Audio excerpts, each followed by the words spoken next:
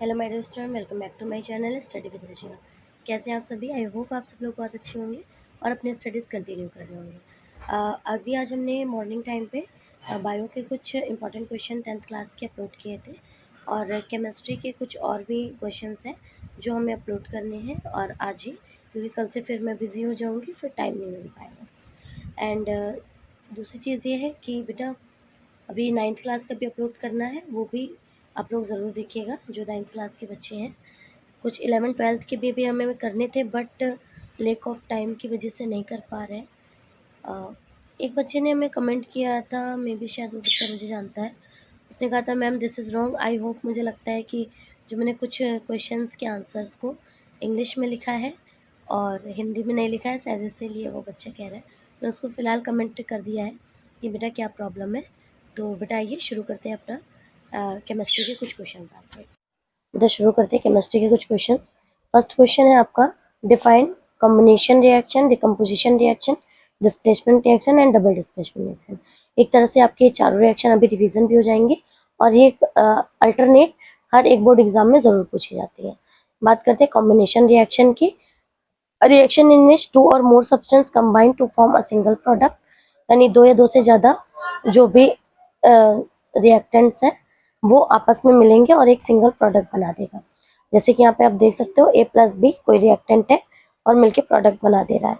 Calcium oxide और water मिलकर के कैल्शियम हाइड्रोक्साइड बना रहा है, मैग्नीशियम ऑक्साइड मिलकर के मैग्नीशियम ऑक्साइड बना रहा है, कार्बन और ऑक्सीजन मिलकर कार्बन डाइऑक्साइड बना रहा है। यानी कि इसे ही हम हिंदी में संयोजन अभिक्रियाएं कहते हैं। वह रासायनिक अभिक्रिया जिसमें दो या दो से अधिक पदार्थ मिलकर एक ही उत्पाद बनाते हैं संयोजन अभिक्रिया कहलाती है। डिकम्पोजिशन रिएक्शन की बात करते हैं। A reaction in which a single compound break down into two or more simpler substance is called a decomposition reaction. यानी कि एक यौगिक टूटकर, एक सिंगल यौगिक है और टूटेगा, दो या दो से ज्यादा प्रोडक्ट्स में कन्वर्ट हो जाएगा, दो या दो से अधिक सरल पदार्थ बनाता है, अभिघटन अभिक्रियाएं कहलाती हैं। ठीक है, अगर हम बात करें बच्चे अभिघटन अभिक्रियाएं की, यहाँ पे आप देखो A+B और टूट गया किसमें A, यानी AB जो था प्रोडक्ट था, रिएक्टेंट था हमारा, वो टूट गया किसमें A+B में। ठीक है, अब यहाँ पे देखिए जो पहले आपने संयोजन अभिक्रिया यानी कॉम्बिनेशन रिएक्शन में जिन चीजों को ऐड किया था, कोई दो प्रोडक्ट थे उनको आपने रिएक्टेंट थे उनको आपने ऐड किया तो दोनों मिलके एक प्रोडक्ट बन गए। ठीक है, वो उसी का सेम रिवर्सिबल हो जाएगा। अब यहाँ पे जैसे कैल्शियम ऑक्साइड और वाटर था, यानी आप अगर एक का एग्जाम्पल अगर आप लर्न कर लेते हैं तो दूसरे का ऑटोमेटिक आपका कंप्लीट हो जाता है। ठीक है, जैसे कि कैल्शियम हाइड्रोक्साइड है। ठीक है, तो यहाँ पे हम लोग कैल्शियम हाइड्रोक्साइड भी कर सकते हैं। यहाँ पे हमने कैल्शियम कार्बोनेट ले लिया है, इसी की जगह पर सेम ये चीज उल्टा भी हो सकता है, यानी CaOH का होल ट्वाइस और ये ब्रेक डाउन हो जाएगा CaO प्लस H2O में। ठीक है, ऐसे करके भी हम कर सकते हैं, यानी just reverse reactions like this. ठीक है, बट इतना इजली ये पॉसिबल नहीं है। ठीक है, अब यहाँ पे देखो हमने कैल्शियम हाइड्रोक्साइड कैल्शियम कार्बोनेट लिया है, CO3 कार्बोनेट का सिंबल होता है, तो यानी calcium oxide plus carbon dioxide में टूट गया है। ऐसे ही वाटर जो है आपका हाइड्रोजन और ऑक्सीजन में टूट गया है। सिल्वर क्लोराइड जो है आपका सिल्वर और क्लोराइड में टूट गया है। ठीक है, हिंदी इंग्लिश दोनों में रहेगा बच्चे। इधर देखिएगा कुछ और डिस्प्लेसमेंट रिएक्शन है, यानी कि व्हेन डिस्प्लेसमेंट रिएक्शन, अब यहाँ पे देखिए मैंने थोड़ा सा छोटा कर दिया है और आप इसको इस तरह से स्टार्ट कर सकते हो। अ रिएक्शन इन विच, यानी थोड़ा बहुत आगे पीछे करके, a reaction in which more reactive elements, more जो ज्यादा रिएक्टिव एलिमेंट्स हैं, displace a less reactive element, जो ज्यादा पावरफुल है कम पावरफुल वाले को क्या करेंगे, वो क्या कर देंगे बेटा, और उसकी जगह से हटा देंगे। To form its compound is called a displacement reaction, यानी अधिक क्रियाशील वाले कम क्रियाशील वाले तत्वों और उनके यौगिक को उनका विस्थापन कर देते हैं। ठीक है, अब यहाँ पे देखो ये हाईली रिएक्टिव है, हाईली रिएक्टिव है यहाँ पर। ठीक है, और ये लो रिएक्टिव है। ठीक है, यानी कि इसकी रिएक्टिविटी ज्यादा है, इसकी कम है। जैसे जैसे नीचे से ऊपर की तरफ जाओगे ज्यादा बढ़ेगा, इंक्रीज होगा रिएक्टिविटी। अब ये जैसे कि एग्जांपल आप देख सकते हो, यहाँ पर क्या है, जिंक है और कॉपर है। जिंक आपका किस जगह पर है, ये रहा ऊपर है, कॉपर का है नीचे है। ठीक है, कॉपर नीचे है, ये आपको बेटा रिएक्टिविटी सीरीज याद करनी पड़ेगी, जैसे potassium, sodium, calcium, magnesium, aluminium, zinc, iron, lead, hydrogen, copper, आपका हो जाएगा मरकरी, सिल्वर, गोल्ड और प्लैटिनम। इसकी मैंने निमोनिक्स भी बताए थे। काका ने कार मांगी, अल्टो जेन फरारी, फिर भी हाई क्यों मिली, सिल्वर प्लेटेड ऑनली। अब ये भी कुछ होते हैं, अगर ये किसी किसी में ये नहीं बीच में दिया होता है, किसी किसी में प्लैटिनम, और ये दोनों वेरी करते हैं, और ये दोनों भी आपको कई सारी बुक में वेरी करते हुए दिख जाएंगे, क्योंकि इनकी रिएक्टिविटी लगभग बराबर होती है। अब यहाँ पे आप देख सकते हो जिंक और कॉपर जो है, अब जिंक क्या है, ज्यादा पावरफुल है कंपेयर टू कॉपर के, तो क्या करेगा जिंक, क्या करेगा कॉपर को यहाँ से इसकी जगह से हटा देगा और ये खुद इसकी जगह पर आ जाएगा। ये देख सकते हो यहाँ पे CuSO4 था, अब यहाँ पे ZnSO4 बन गया है, ठीक है। और ये इधर जैसे जिंक अकेला था वैसे कॉपर हमारा निकल गया है, तो मैंने यहाँ पे लिख भी दिया है, zinc displace copper from copper sulphate. ऐसे आप हिंदी में भी लिख सकते हो, जिंक जो है कॉपर को विस्थापित करता है। ठीक आता है double displacement reaction, two compounds exchange their ions to form two new compounds is called a double displacement reaction. विस्थापन अभिक्रिया, दो यौगिकों के आयन आपस में अदला बदली कर लेते हैं, यानी दो आयंस में टूटेगा और वो दोनों आपस में अदला बदली कर लेगा। दो आयंस आपस में टूटेंगे और अदला बदली कर देंगे, जैसे कि सिल्वर में प्लस आयन, ये माइनस, ये प्लस, ये माइनस। अब ये जो सिल्वर होगा ये इस क्लोरीन के साथ चला जाएगा, देखो सिल्वर क्लोराइड बना दिया, और यहाँ पे नाइट्रेट जो है सोडियम के साथ सोडियम नाइट्रेट बना देगा, ठीक है। यानी कि यहाँ पर आयंस बदल रहे हैं, सिल्वर है और सोडियम के साथ जुड़े जितने भी आयन है आपस में अदला बदली कर ले रहे हैं, ठीक है। नेक्स्ट क्वेश्चन पे आते हैं, जीरा बेटा redox reaction.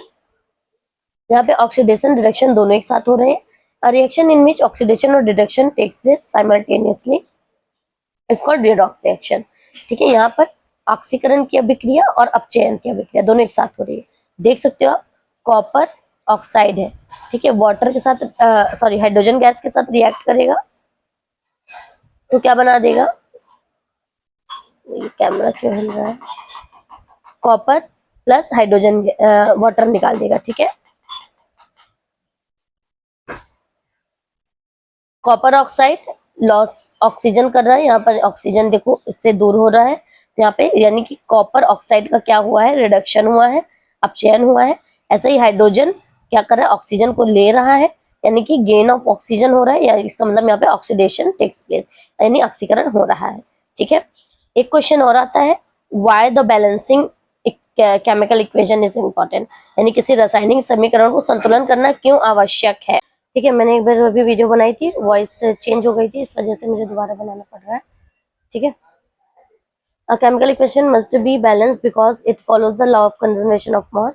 Law of conservation mass को ये फॉलो करता है, जिसमें ये law of conservation of mass के अकॉर्डिंग अगर हम बात करें तो नाइदर कैन बी मैटर जो है कैन नाइदर बी क्रिएटेड, ना ही हम बना सकते हैं और ना ही डिस्ट्रॉय कर सकते हैं।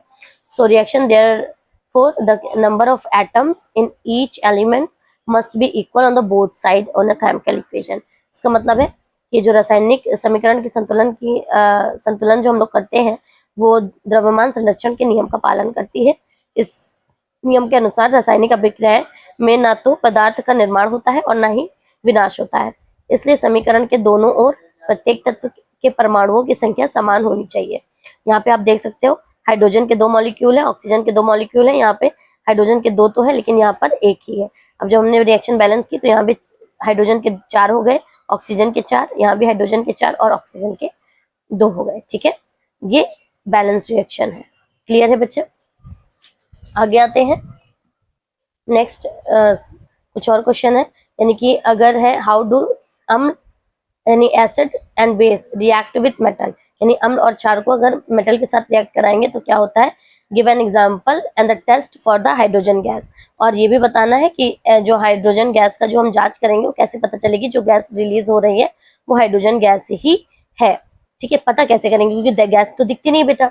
एसिड रिएक्ट विथ मेटल, अगर एसिड को आप मेटल के साथ रिएक्ट करोगे तो सॉल्ट प्लस हाइड्रोजन गैस देगा, यानी अम्ल को धातु के साथ अभिक्रिया कराओगे तो लवण और हाइड्रोजन गैस देगा, ठीक है। तो आप यहाँ पे देख सकते हो acid plus metal give salt plus hydrogen, यहाँ पे आप अम्ल प्लस धातु लिख सकते हैं, लवण प्लस हाइड्रोजन गैस लिख सकते हैं, ठीक है। जिंक प्लस HCl यानी कि ZnCl2 बना देगा, जिंक क्लोराइड और हाइड्रोजन गैस निकल गई। ये जो ऊपर एरो बना हुआ है ये गैस का सिंबल है कि ये गैस है। बेस के साथ रिएक्ट कराएंगे तो सम कुछ बेस जो है वो कुछ मेटल के साथ रिएक्ट करते हैं, जैसे ये जिंक, एल्युमिनियम और भी जो कि सॉल्ट और हाइड्रोजन गैस देते हैं, यानी कुछ क्षार है जो कुछ धातुओं के साथ जैसे कि जिंक और एल्युमिनियम के साथ अभिक्रिया करके लवण और हाइड्रोजन गैस देते हैं, ठीक है।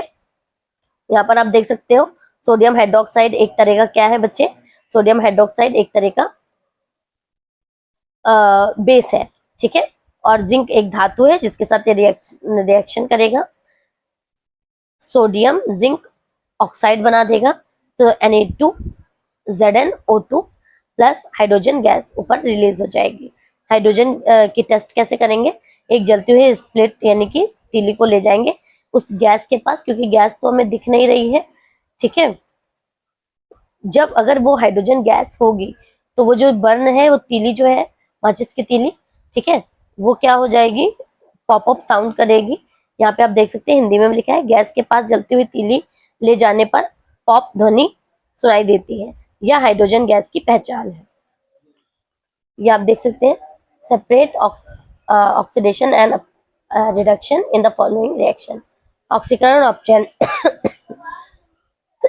सॉरी बेटा, इसमें से कोई भी रिएक्शन दी होगी इसमें पूछेगा कहाँ ऑक्सीडेशन कहाँ रिडक्शन हो रहा है, तो आपको पहचानना होगा। जैसे यहाँ पे देखो जिंक ऑक्साइड, यहाँ पे जिंक के साथ ऑक्सीजन था, यहाँ पे नहीं है, यहाँ पे कह सकते हैं कि जिंक ने अपना ऑक्सीजन लूज कर दिया है, यानी कि चेंज हो गया है केवल जिंक में, देयरफॉर ZnO इज रिड्यूस, यानी कि यहाँ पर रिडक्शन किसका हो रहा है, ZnO जिंक ऑक्साइड का हो रहा है। So reduction takes place, carbon gain oxygen and changes into carbon monoxide, therefore carbon is oxidise, इसका मतलब कार्बन क्या हो गया, ऑक्सीडाइज हो गया है।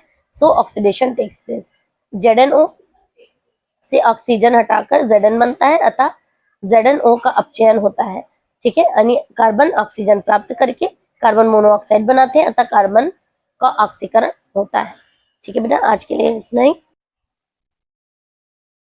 कुछ और भी बेटा हमें वीडियोस अपलोड करनी थी, लेकिन घर पे गेस्ट काफ़ी आए हुए हैं, मैं अपने होम टाउन में हूँ, मेरी भी तबीयत कुछ ठीक नहीं है, फीवर आ रहा है, बट फिर भी जैसे भी है आप प्लीज़ स्टडी ज़रूर करिएगा। और मैं अभी तो नहीं बता सकती ये वीडियो किस चीज़ के लिए मैं बनाती हूँ, यानी किन के लिए है। अगर आप ये लाइक शेयर सब्सक्राइब करते हैं तो इसमें मेरा कोई बेनिफिट नहीं है, बाकी आपकी इच्छा। बस अगर आप ये वीडियो देख रहे हैं, आप तक पहुँच रही है, तो प्लीज़ और प्लीज़ स्टडी ज़रूर करिए, बाकी सारी चीज़ें सेकेंडरी हो जाती हैं, बट स्टडी करना आपका बहुत ज़रूरी है, ठीक है बेटा। तो इस बात का ध्यान रखिए, और थैंक्स फॉर वॉचिंग, अपना ध्यान रखिए, स्वस्थ रहिए, गॉड ब्लेस यू।